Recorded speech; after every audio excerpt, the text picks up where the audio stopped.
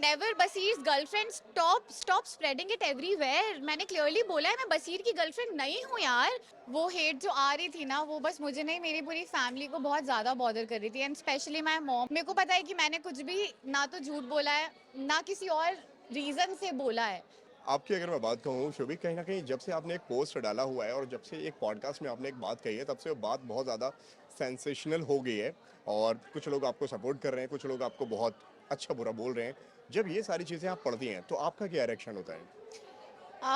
Honestly मैं यही बोलना चाहूँगी, मैंने एक तो अपना लास्ट स्टेटमेंट कल इसीलिए अपने प्रोफाइल पे लिखा, बिकॉज वो हेट जो आ रही थी ना, वो बस मुझे नहीं, मेरी पूरी फैमिली को बहुत ज़्यादा बॉदर कर रही थी, and specially my mom was very worried every day, because कोई भी माँ अपनी बेटी के लिए नहीं ले सकती वो सब।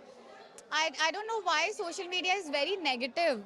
I mean, you can always have opinions. I understand that. I'm not saying कि आप support मत करो, मुझे ही support करो, किसी और को मत करो. I'm not saying anything like that.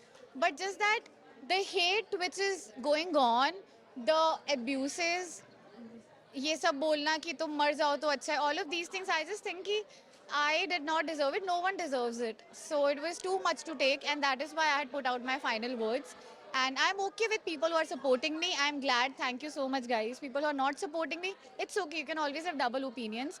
But I just wanna openly said कि मैंने कोई भी चीज़ ना तो फुटेज के लिए बोली, ना मैंने कोई भी चीज़ झूठ बोली। I stand by every single thing I spoke. उसके लिए भले मेरे को हेट मिले या उसके लिए मेरे को नेगेटिविटी मिले, it's okay, I can deal with everything, because मेरे को पता है कि मैंने कुछ भी ना तो झूठ बोला है, ना किसी और रीज़न से बोला है।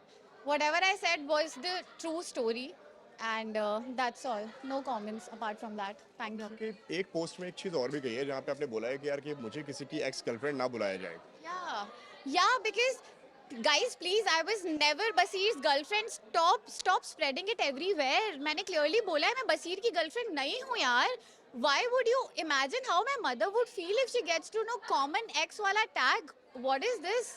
I never spoke that I'm Basir's girlfriend. I always said he's a good friend to me.